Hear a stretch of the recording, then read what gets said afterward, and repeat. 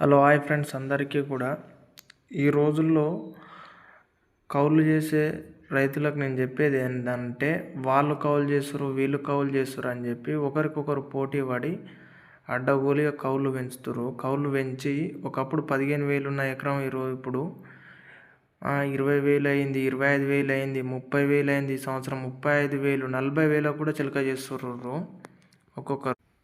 35,000, 40,000 బట్టి మీరు కౌలు చేస్తే అందులో ఏం మిగులుతాయి? దున్నందుకే కానీ, మందు బస్తాలకే కానీ, పెట్టుబడికి చేసినందుకు ఇవన్నీ కూలు చూసుకుంటే పెద్ద మిలిగేది ఏముండదనా. వాళ్ళు చేస్తారు, పైగా 50 ఎకరాలు 60 ఎకరాలు చేస్తారు. ఈ సంవత్సరం వర్షాలు మీద పడి గడ్డి వీకుండడానికి వానదేవుడు ఒరిపియక గడ్డి కూడా చేలలో బాగానే పడ్డది. కూలోళ్ళు గడ్డి వీకటానికి వచ్చి ఎకరం 5,000కి ఇస్తావా, 6,000కి ఇస్తావా గుత్తకని అంటారు.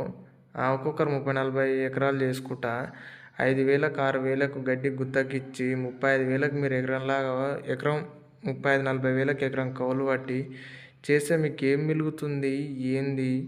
కౌలు పట్టి సొంత రైతులకే ఒక 15 ఎకరాలు 16 ఎకరాలు చేస్తే వానికి 5 లక్షలు మిగిలితే ఆడికే మా ఎక్కువ 5-6 లక్షలు మిగిలితే మీరు 40-50 ఎకరాలు చేసుకుంటా గుత్తాలకు ఇచ్చుకుంటా గడ్డి వీకిస్తారు.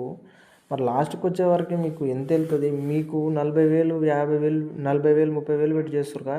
మీకు ఎకరానికి 16 క్వింటాల పత్తి పడినా కూడా మీ పెట్టుబడి వెళ్ళదు. ఒకటికి 10 సార్లు ఆలోచించుకొని కౌలు పెంచండి మీరు.